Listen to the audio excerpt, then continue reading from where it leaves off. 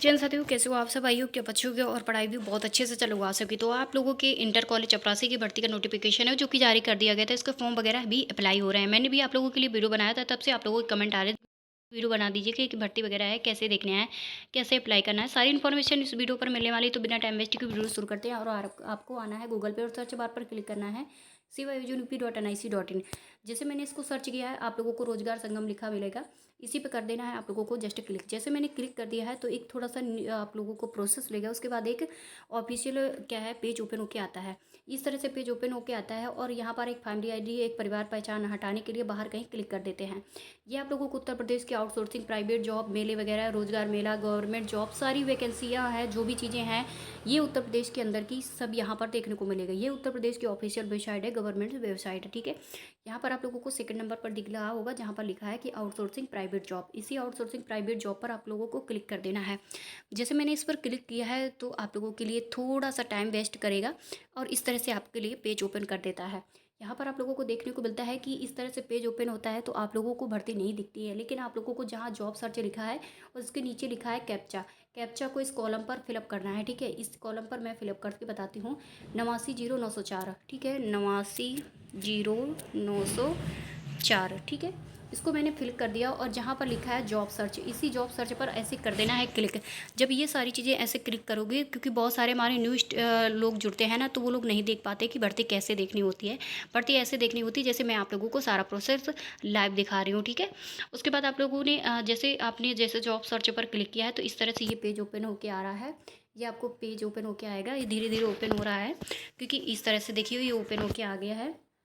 और यहाँ पर आप लोगों को क्या देखना है कि जो आप लोगों की भर्ती चल रही है, जिसे हम आप लोगों को क्या बता दूँ कि उसमें आप लोगों को चल रहा है कि माध्यमिक शिक्षा विभाग की भर्ती।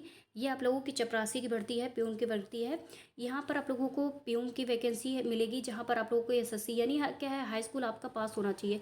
आपने अगर हाई स्कूल कर रखा है तो इसका फॉर्म अप्लाई करोगे। इसकी अंतिम तिथि 15/10/2025 है, ठीक है। और ये आप लोगों के शिक्षा विभाग की बात करते हैं तो माध्यमिक शिक्षा विभाग की है, और जनपद की बात करते हैं तो मुरादाबाद की है। देखिए सभी जनपदों की आई है और मैं आप लोगों को सभी जनपदों की दिखाती चलूँगी, ठीक है।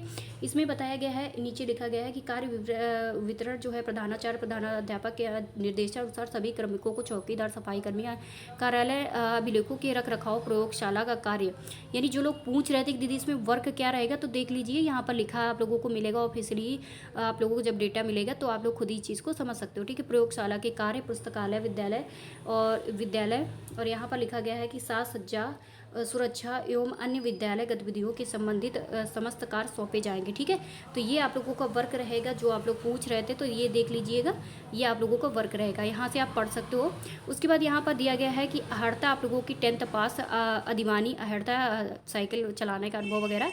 साइकिल वगैरह तो आप लोग चला ही लेते हो भाई, यहाँ पर आप लोगों को कोई भी हो, कुछ भी हो, लेकिन ये सारी चीज़ें आप लोगों को आती होंगी। संबंधित जनपद के मूल निवासी को वरीयता दी जाएगी। यानी क्या है, जो मुरादाबाद है तो मुरादाबाद का ही वरीयता दी जाएगी, अदर जिलों वालों के लिए वरीयता नहीं है। यहाँ पर जो लोग आवेदन किए हैं तो आप लोग देख सकते हो कितने लोगों ने आवेदन किया है। 6257 लोगों ने आवेदन अब तक कर दिया है। रिक्त विवरण पर जाएंगे, आवेदन पर जाएंगे, इसको बाद में हम देखते हैं। पहले हम देखते हैं और जिले को। यहाँ पर आप लोगों की चौकीदार और स्वीपर की है, और जहाँ पर आपका मुरादाबाद जनपद है, और यहीं पर सारी चीज़ें फिर से वही रिपीट होती हैं और वही सारा कुछ है। यहाँ पर आप लोगों ने अप्लाई किया है, इसके लिए जो स्वीपर वगैरह के लिए अप्लाई की हैं 4664 लोगों ने, और इसकी अंतिम तिथि 15 है। उसके बाद यहाँ पर बिजनौर जिला आता है, जो कि मैंने वीडियो पे ही बताया था कि इतने सारे ज़िले हैं आप लोगों के आए हुए हैं। प्यून की वैकेंसी यहाँ पर आती है बिजनौर पे। इसमें भी हाई स्कूल पास होना चाहिए, और यहीं पर आप लोगों को वही वर्क है जो आप लोगों को ने ऊपर पढ़ा है। इसकी सैलरी है 10,275 रुपये। 7825 लोगों ने इसके आवेदन किए हैं। उसके बाद आप लोग स्क्रॉल करते हुए नीचे चले आओगे, और जिलों को देखने के लिए आप लोग ये नंबर जो दिए गए हैं, इन्हीं नंबरों पर आपको जाना है। जैसे मैं आप लोगों को बता दूं कि ये दूसरा नंबर है, इस दूसरे नंबर पर क्लिक कर देना है आपको, ठीक है। जैसे मैंने दूसरे नंबर पर क्लिक किया है, थोड़ा सा प्रोसेस लेगा, इस तरह से ओपन होके आ गया।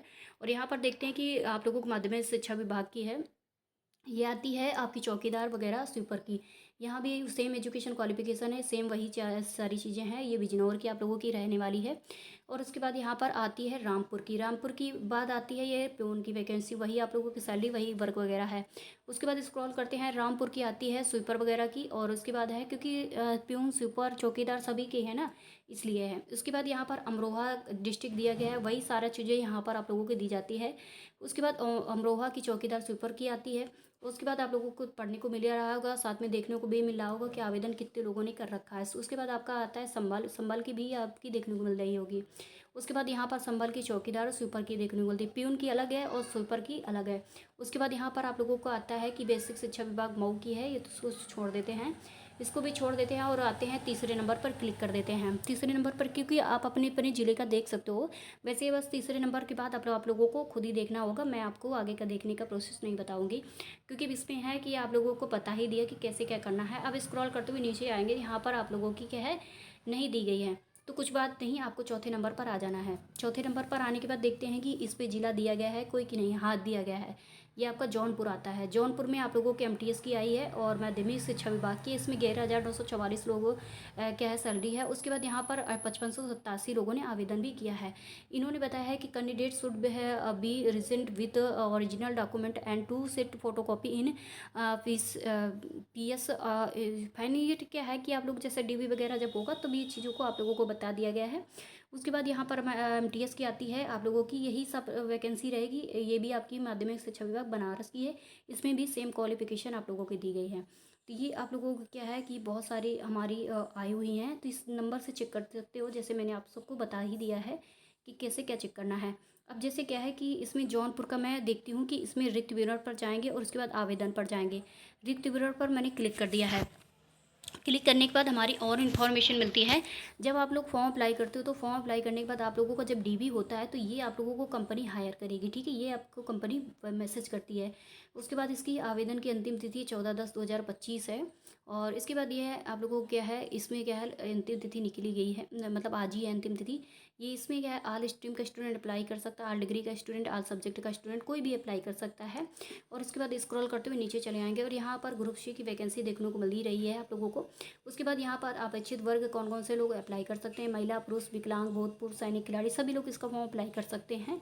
उसके बाद इसकी सैलरी की बात करते हैं तो 11,944 रुपये इसकी सैलरी है। आयु सीमा की बात करते हैं तो 18 से 40 ईयर्स आयु सीमा आप लोगों की यहाँ पर है।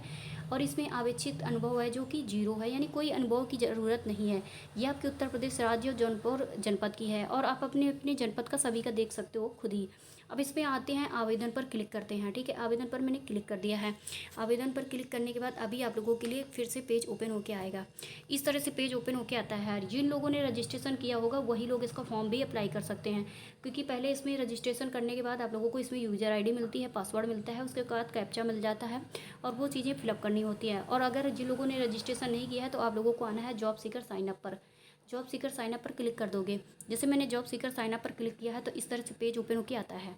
इसमें आप लोगों को नोट्स में क्या क्या लिखने को मिलता है, देखने को मिलता है कि password must be at least at and minimum 12 capture का जरूर फिलअप करना चाहिए, ठीक है। उसके बाद ये सारी चीज़ें यहाँ से पढ़ सकते हो, मैंने तो बहुत बार पढ़ा है, आप लोग भी पढ़ सकते हो। और यहाँ पर सिंपल पासवर्ड वगैरह 101 2 3 वगैरह करके ऐसे भी डाल सकते हो।